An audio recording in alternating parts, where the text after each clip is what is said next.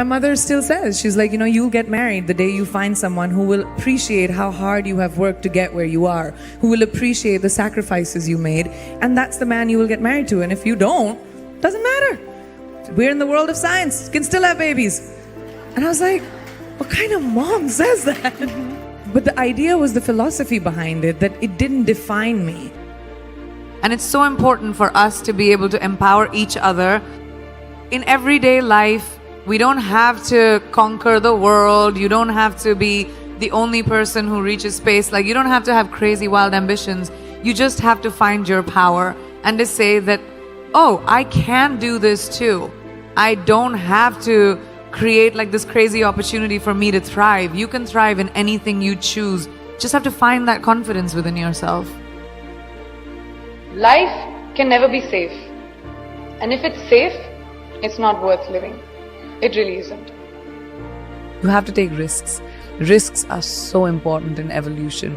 Playing it safe, yeah, you can have an existence, but you'll never be someone who's a trailblazer.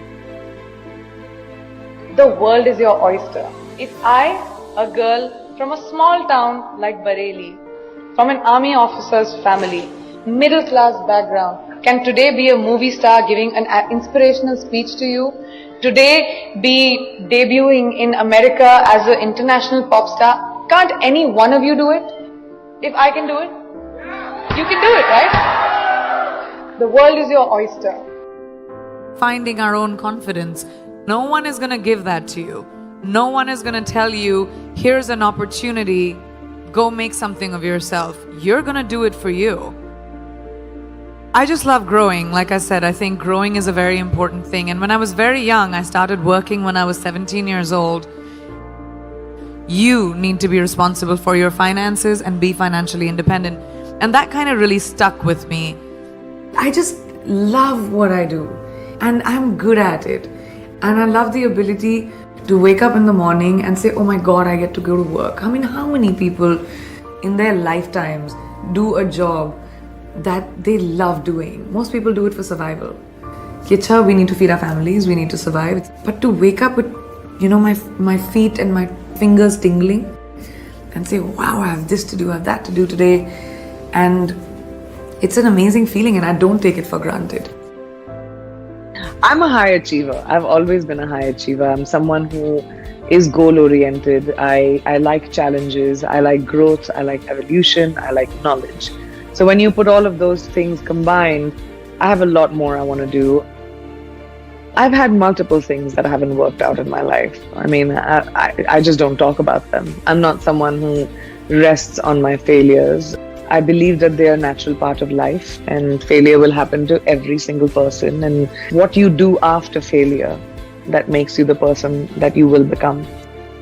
I've always said that I'm ambitious, and that's my sense of purpose, is my drive, is my contribution to the arts. That's where I feel like I'll have most purpose. And that's just my quest, is always that, to push the envelope.